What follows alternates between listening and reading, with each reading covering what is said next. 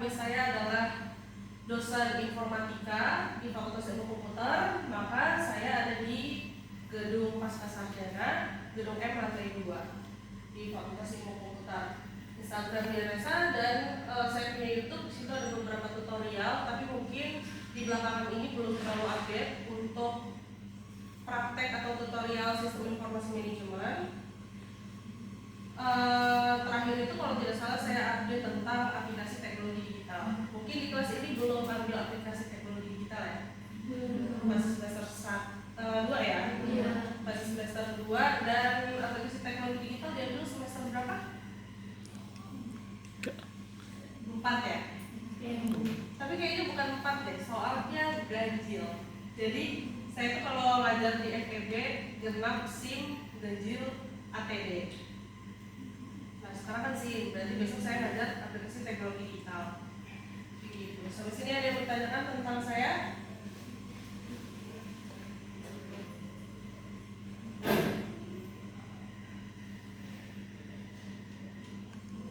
Kalau tidak ada, saya langsung membahas tentang pengantar sistem informasi.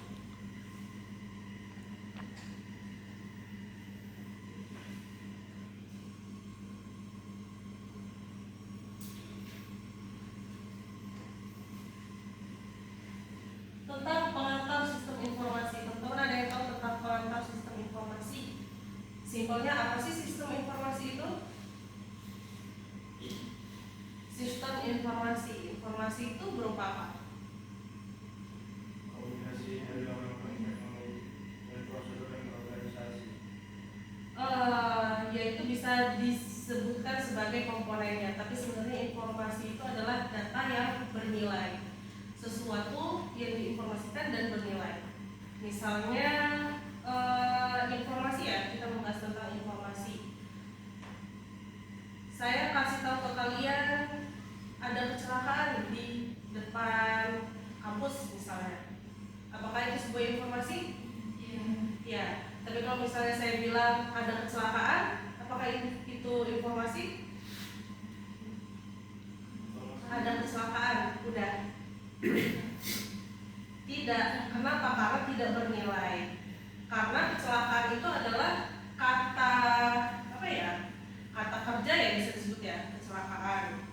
Tapi nggak cukup sampai situ aja untuk menjadikan itu sebuah informasi. Harus ada nilainya, kecelakaannya di mana, bagaimana, kapan. Itu baru informasi yang menurut kalian mungkin itu bisa diterima, ya kan? Tapi kalau saya cuma bilang ada kecelakaan, itu bukan informasi. Nah, lalu apa itu sistem informasi? Yaitu informasi yang sudah tersistem. Sudah pasti seperti itu ya. Jadi data yang bernilai dan disistemkan dalam suatu sistem, maka disebut dengan sistem informasi.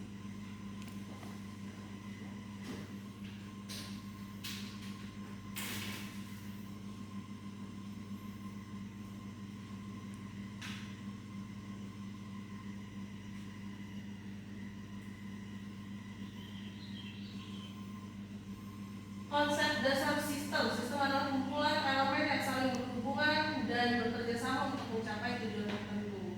Pendekatannya menggunakan pemahaman jaringan prosedur yang saling terhubung. Dan tujuannya adalah untuk memiliki spesifik yang menjadi arah kerjanya, memiliki tujuan spesifik yang menjadi arah kerjanya. Oke, kita langsung ke bagian elemen-elemen sistem. Elemen-elemen sistem di sini ada apa aja? Output, proses, input, umpan balik. Ada output, proses, input, dan juga umpan balik. Umpan balik atau feedback. Outputnya adalah hasil akhir. Prosesnya transformasi input menjadi output. Inputnya adalah data dan sumber daya. Feedbacknya informasi untuk evaluasi. Sistem itu punya batasan. Kenapa sistem itu punya batasan? Karena kalau tidak dibatasi maka dia akan menjadi sistem yang acak. Nah, dibatasi dengan apa aja? Jadi teman-teman perlu tahu dulu definisi batasan. Batas menentukan cakupan sistem, batas memisahkan lingkungan internal dan eksternal. Elemen dalam batas dapat dikontrol, elemen di luar batas hanya dapat dipengaruhi. Antar mukanya adalah titik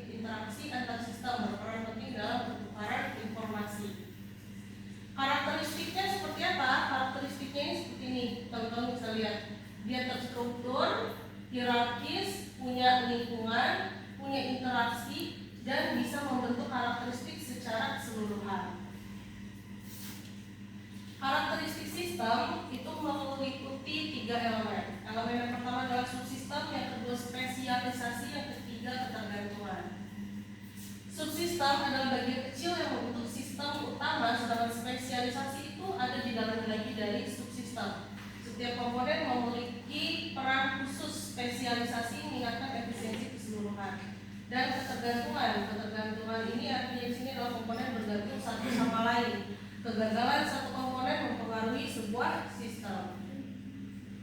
Karakteristik sistem berdasarkan lingkungan. Yang pertama itu adalah faktor eksternal, kemudian adaptasinya seperti apa, dan juga tekanan lingkungannya seperti apa. Kalau faktor eksternal itu dipengaruhi dengan kinerja, termasuk kebijakan, teknologi, dan tren pasar. Kalau adaptasi itu harus beradaptasi dengan perubahan lingkungan. Makanya literasi itu perlu. Sebuah sistem jika diimplementasi dalam suatu lingkungan, tapi orang-orangnya mungkin banyak yang bisa dikatakan mereka tidak siap untuk menghadapi perubahan atau minimnya literasi.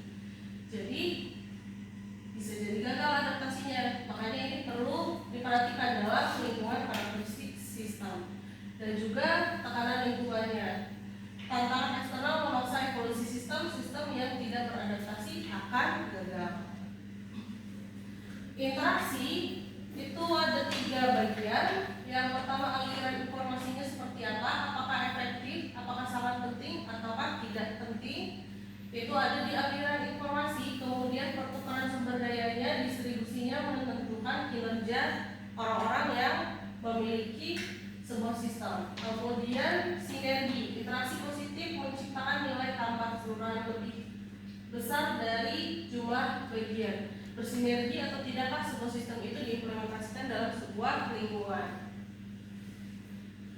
Kemudian karakteristik sistem yang integrasi dipengaruhi dengan 3 juga. Yang pertama koordinasi, interoperabilitas, dan juga keterpaduan. Lanjut aja kita ke hierarki. Kalau hierarki ini punya 4 bagian.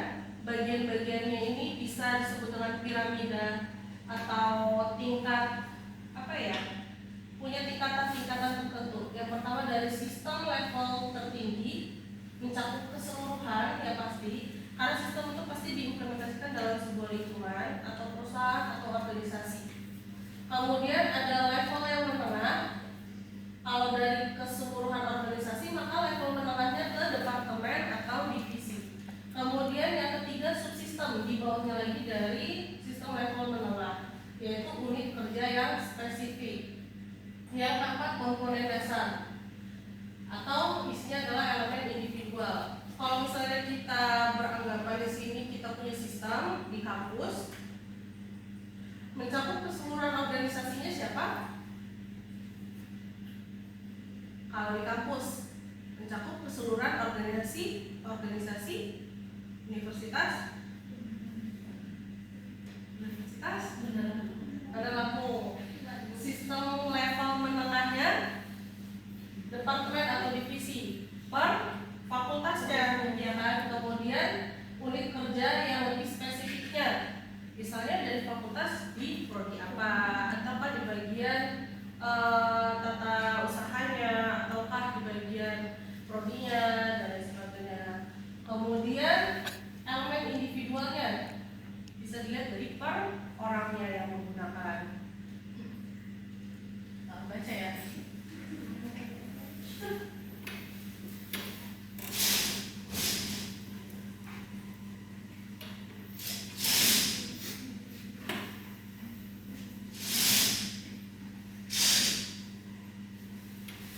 Oke, yang ketiga adalah sifat sistem. Sifat sistem ini punya tiga aspek.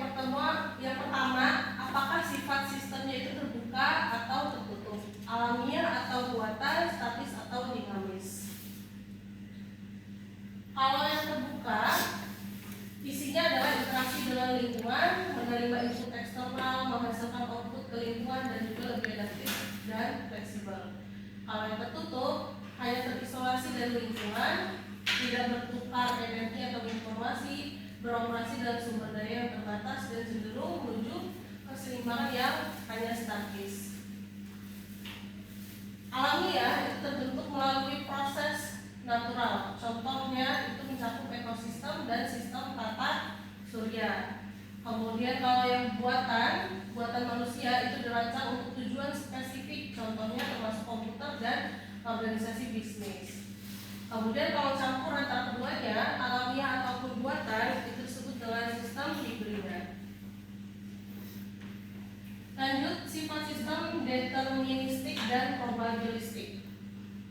Kalau yang deterministik, perilakunya dapat diprediksi dengan tepat, output konsisten untuk input yang sama. Kalau yang sistem probabilistik, hasilnya hanya dapat diprediksi sebagai kemungkinan melibatkan tingkat ketidakpastian. Jadi beda ya, kalau yang deterministik konsisten, kalau yang probabilistik tidak pasti. Sifat sistem yang statis dan dinamis.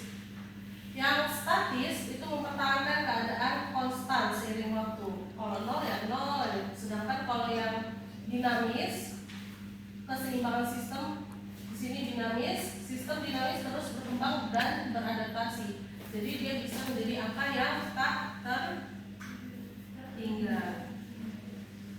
Nah, sistem mencari keseimbangan antara stabilitas dan adaptasi, menjadi keseimbangan sistem namanya. Lanjut, dalam konsep dasar informasi itu ada 3 tingkat. Yang pertama pengetahuan, kemudian informasi, lalu data. Yang paling kecil di antara 3 ini apa? Yang paling kecil, Katarina? Data. Kenapa data paling kecil? Karena data yang tidak bernilai ya, bisa dikatakan seperti itu, fakta mentah.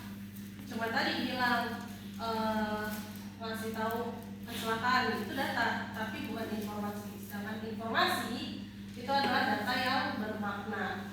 Misalnya nih, kalian nemu barcode di dalam toko, barcode harga 10.000. Itu data atau bukan? Data. Informasi atau bukan? Bukan. Kenapa? Karena harganya kita nggak tahu itu harga apa. Tapi kalau barcode 10.000 itu nempelin kecap, itu data atau bukan? Data atau bukan?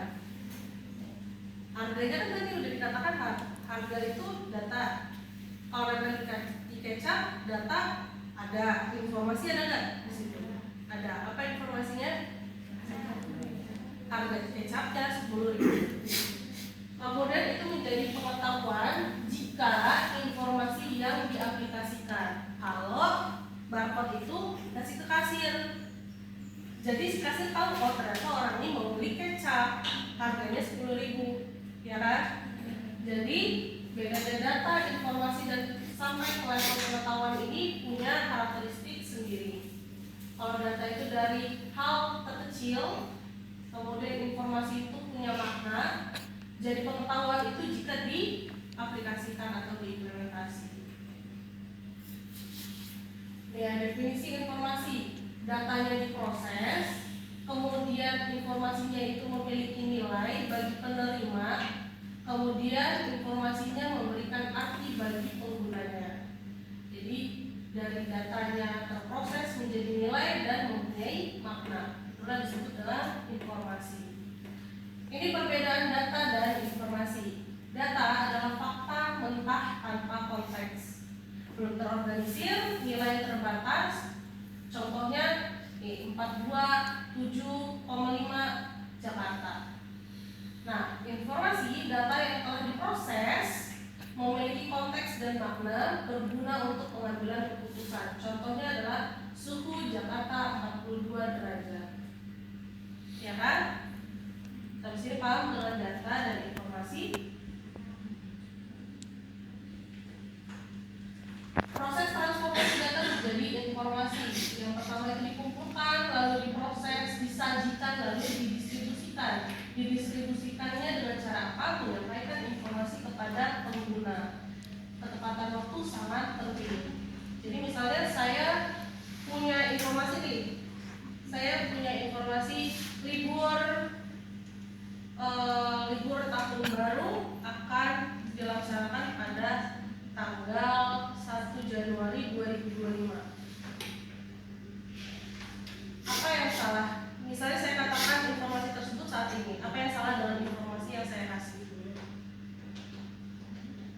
libur tahun baru. Teman-teman, libur tahun baru kita 1 Januari 2025 ya. Apa yang salah dari informasi saya? Coba dibaca. Saya kasih tahu ya sekarang nih, libur tahun baru 1 Januari 2025 ya. Yang salah adalah tidak tepat waktu, ya kan?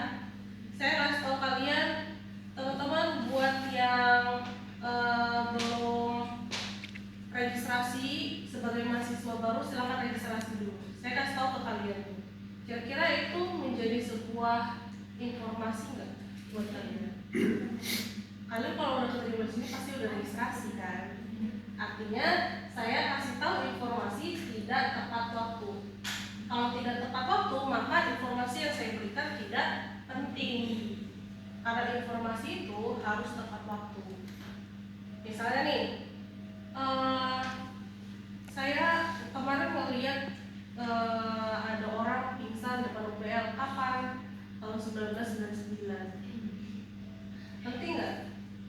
Jadi nggak penting karena tidak tepat waktu. Peran informasi dalam pengambilan keputusan diawali dengan identifikasi masalah. Informasi membantu mengenali isu penting, kemudian dianalisis, lalu diambil keputusannya. Diambil keputusannya dengan cara apa? Memilih tindakan terbaik, kemudian dievaluasi menggunakan nilai keberhasilan menggunakan informasi baru. Kualitas informasi itu ada 4, teman-teman. Kualitas informasi itu harus punya 4 kriteria. Yang pertama akurat, kedua tepat waktu, yang ketiga relevan, yang keempat adalah lengkap. Jadi kenapa harus akurat? Karena ketepatan informasi terhadap realitas, bebas dari kesalahan dan bias. Jadi nggak ambigu informasi yang saya kasih tahu ke kalian. Misalnya saya kasih tahu nih, teman-teman sebagian mahasiswa tolong menghadap Pak Prodi sekarang. Akurat nggak? Kenapa? Karena spesifik. Ya betul. Karena mungkin informasi yang saya kasih tahu ke kalian itu adalah informasi bias. Kemudian saya kasih tahu lagi nih ke kalian, teman-teman yang kurang absensinya disuruh magang 1 minggu, waktunya dimulai dari awal Juni. Apa yang nggak cocok dari ini? Tidak tepat waktu. Kemudian saya kasih tahu lagi nih kalian, teman-teman, untuk kalian jangan lupa KB. Apa yang nggak cocok di sini? Tidak relevan karena tidak sesuai. Saya kasih tahu KB tapi untuk mahasiswa. Jelas-jelas kalau kalian kan pasti belum ada yang menikah. Kemudian saya kasih tahu lagi nih ke kalian, teman-teman, tolong kerjakan tugas. Udah gitu aja. Apa yang aneh? Tapi tugasnya nggak saya kasih tahu. Tidak lengkap. Gitu ya. Akurasi ini dia punya sifat bebas dari kesalahan, verifikasi sumber, konsistensi, dan juga presisi. Jadi perlu ya kalian mendapatkan informasi itu punya sumber yang jelas dan juga konsisten, begitu. Bahkan kalau kalian mau skripsi pun, kalau kalian mau bisa menemukan sebuah sumber, itu kan sistem sumbernya itu harus legal. Kenapa harus legal? Kenapa harus legal? Kenapa sih saya mau nulis skripsi aja harus nyambungin sumber yang legal? Padahal kan ini di internet udah banyak. Kenapa? Karena ada yang namanya verifikasi sumber, mengecek reliabilitas sumber data, sumber yang kredibel, meningkatkan akurasi. Gitu. Harus relevan sesuai kebutuhan, difilter, kontekstualisasi, dan juga prioritas. Dan juga harus tepat waktu, didistribusikannya kapan, digunakannya kapan. Harus lengkap. Lengkapnya itu dengan cara cakupannya yang menyeluruh, kedalamannya seperti apa, konteks holistiknya seperti apa, dan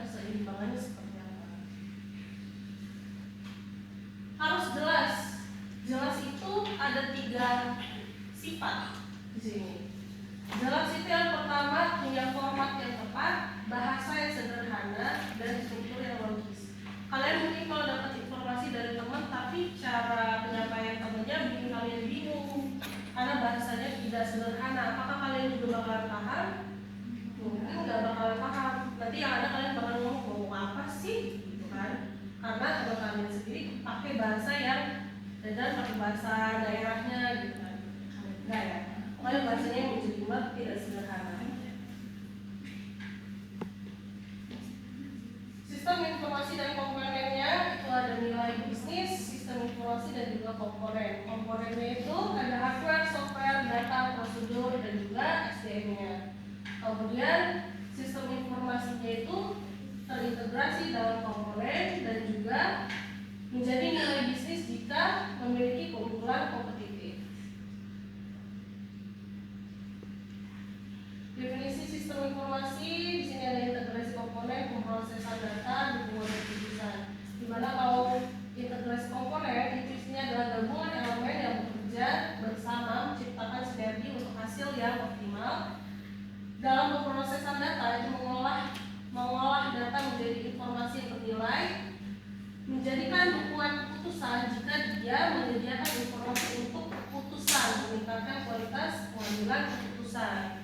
Misalnya nih, kalian sebagai pemilik toko, kalian tahu ternyata yang paling banyak sering dibeli sama pengunjung toko adalah beras. Keputusan apa yang akan kalian ambil?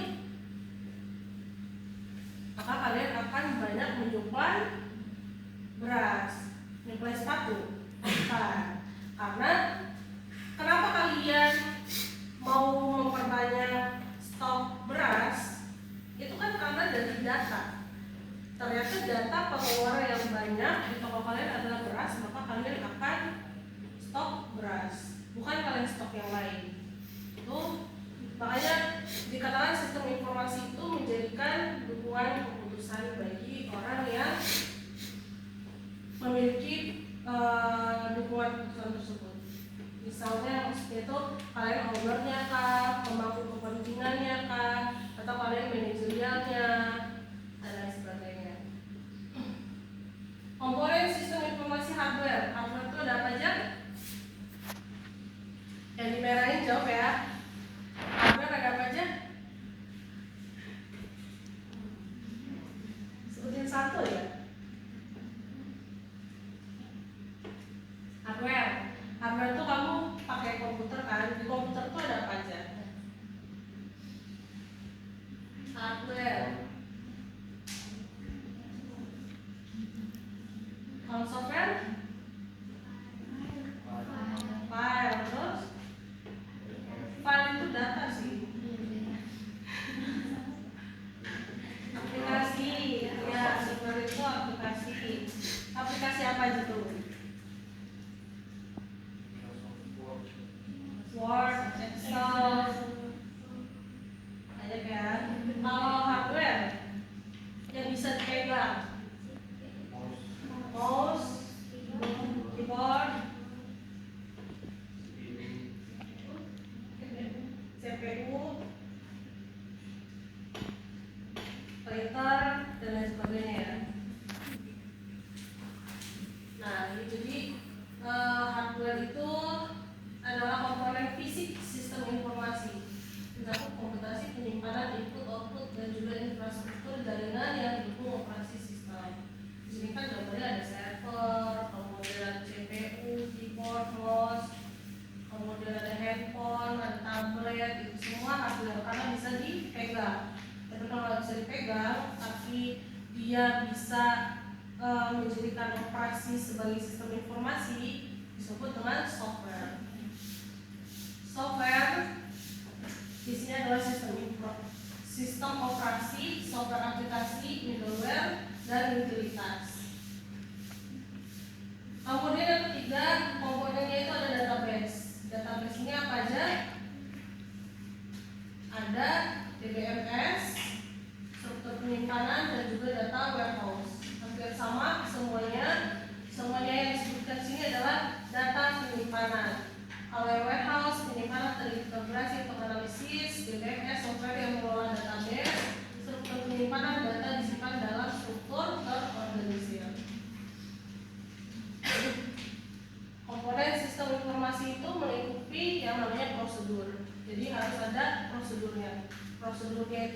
meliputi instruksi penggunaan, protokol keamanan, kebijakan operasional, dan juga prosedur untuk maintenance atau pemulihan. Kemudian yang terakhir, komponen dalam sistem informasi itu adalah orangnya. Jadi kalau ada hardware-nya, software-nya, ada prosedur-nya, tapi gak ada yang menggunakan, tidak bisa disebut dengan sistem informasi. Orang-orangnya itu siapa saja? Pengguna, developer, administrator, stakeholder. Pengguna itu orang-orang yang menggunakan sistem, developer itu adalah orang yang membangun sistem atau menciptakan dan meningkatkan fungsionalitas sistem tersebut.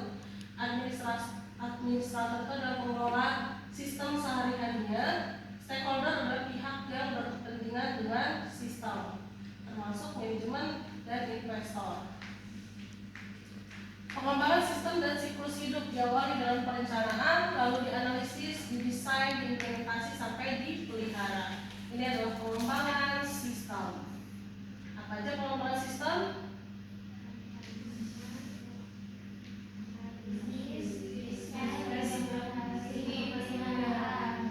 Iya, ada perencanaan, analisis, desain, implementasi, dan juga pemeliharaan. Tahap perencanaan sebagai awalannya itu mengidentifikasi kebutuhannya dulu dalam sebuah lingkungan. Dia harus tahu dulu dalam lingkungan ini ternyata butuh sistem yang seperti apa, maka perlu diidentifikasi orang yang membutuhkan. Ternyata di misalnya toko ini perlu sistem yang bisa scan harga, misalnya seperti itu. Kemudian studi kelayakan, apakah kalau sistem itu akan dibuat layak atau tidak diimplementasikan, lalu perlunya direncanakan proyek tersebut untuk menetapkan jadwal, sumber daya dan anggaran yang diperlukan untuk membangun sebuah sistem. Pengembangan sistem ya tadi ya. Kemudian di tahap analisis itu dikumpulkannya data-data. Data-data itu kalau di toko apa aja? Data barang, data ya nama barang. Kemudian harga. Nah itu namanya pengumpulan data ya di sini ya. Dikumpulkan data-datanya. Jadi bukan dia mau merencanakan, tapi dia punya harus dispesifikasikan seperti apa.